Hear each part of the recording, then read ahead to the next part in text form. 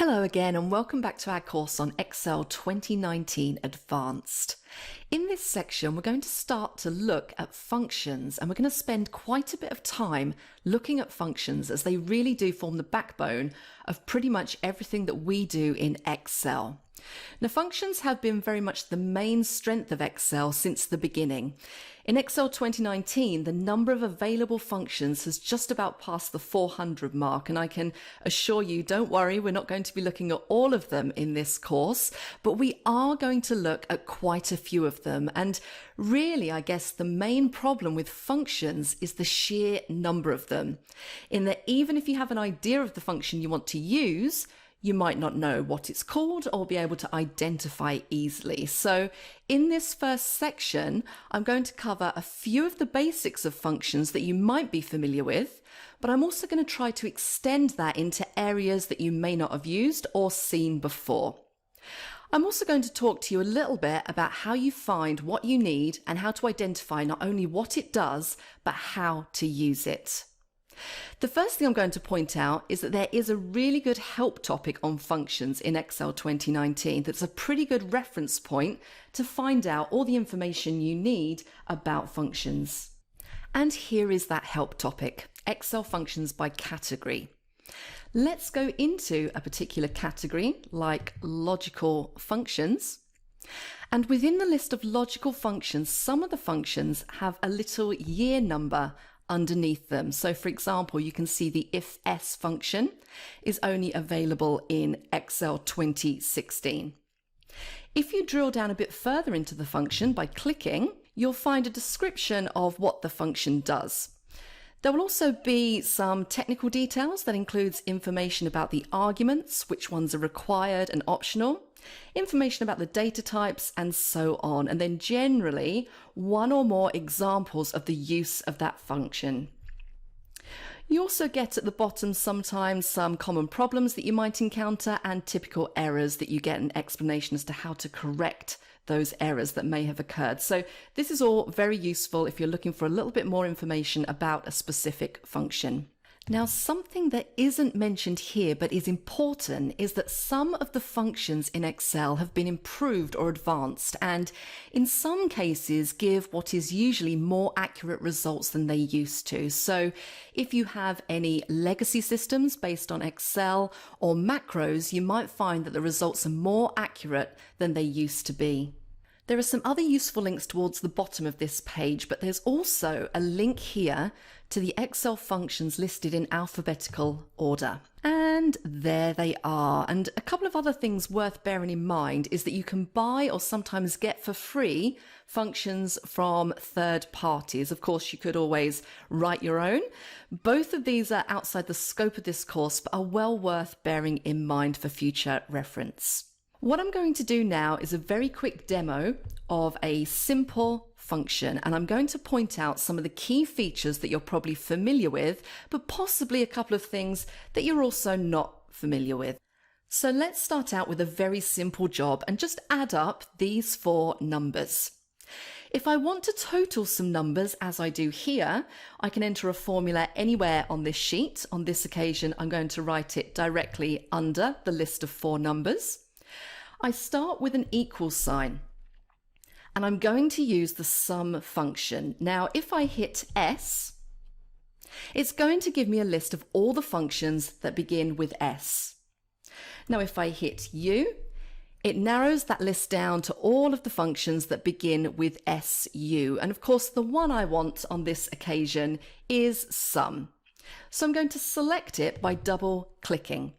And you'll see that not only do I get the rest of the name of the function, but I get the first parentheses. And within the parentheses, I'm going to need to enter some arguments. And in the list of arguments, you'll see the bold arguments are mandatory, so I must have at least one number in here. And then the non-bold arguments indicated also here by square brackets are optional arguments. As you can see in the standard definition of the sum function, the arguments are also separated by commas. So whatever the function, even in functions that have no arguments, you'll need to use parentheses. And we'll look at an example of that in a moment.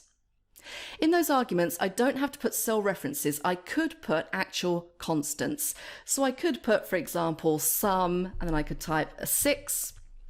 And then when I put a comma in, you'll see that Excel is telling me that the next argument is mandatory as it's highlighted in bold. I could then add 8, comma, 10, so on and so forth. And it continues until I close those parentheses. When I've finished entering the argument, I can either hit enter or I can tick the tick on the formula bar. And I'm going to hit the enter key. And I have my total there of 23. The way I have Excel set up is when I hit the enter key, the cursor moves down to the cell below the one where I've just entered the formula.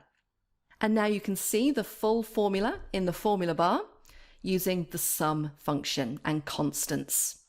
If instead of using constants for the argument, I want to use cell references, so I want to sum the contents of cell D2, D3, D4, and D5, I can use those cell references instead of the constants. So I could enter my formula equals sum, open bracket, select the first cell reference, comma, second cell reference, comma, third cell reference, comma, and then finally,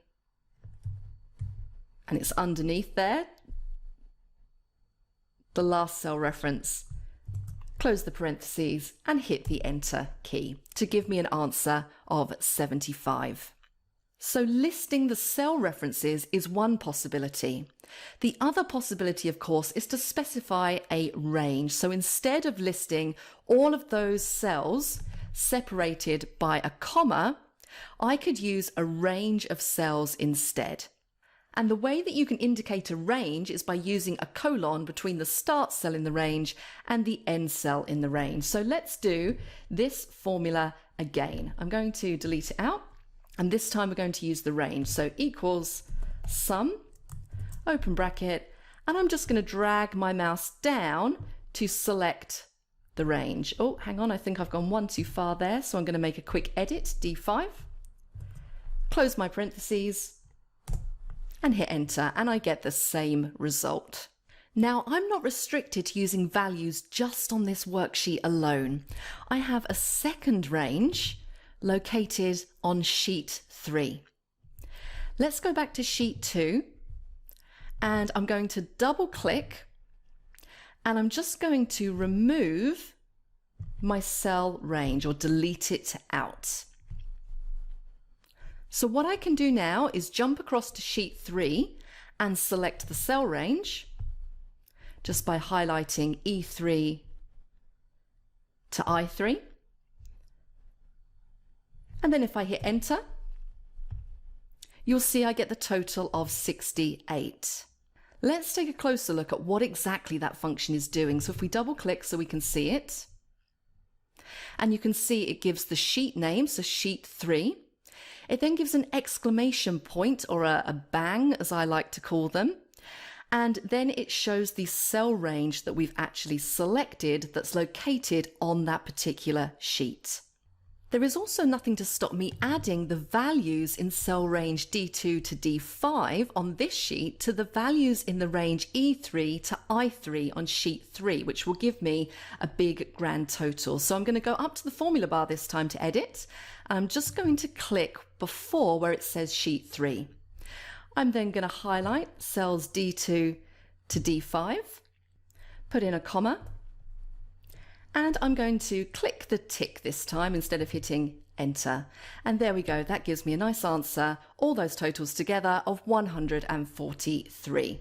Now, partly because of the flexibility within the use of formulae in Excel, there are rules that you need to stick to, such as you don't have any spaces between function names and parentheses. So if I was just to add one in here by just adding a space and then clicking on the tick to accept it, you'll see that Excel pops up an error.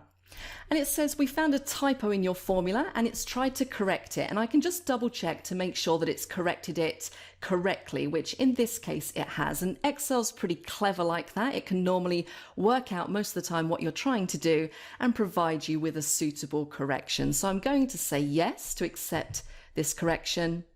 And my formula is working again.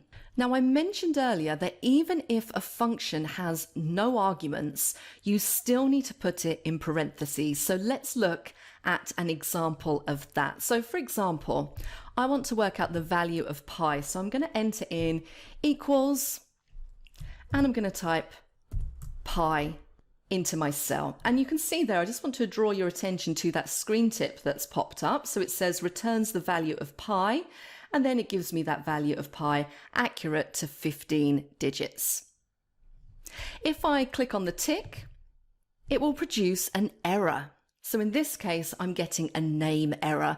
And you should notice a little marker in the corner there to indicate that there is an error. So if I click it and see what my options are, it's picked up that it's invalid name error. I could also go to help on this error, show calculation steps, ignore error, edit it in the formula bar, or I can go and modify my error checking options.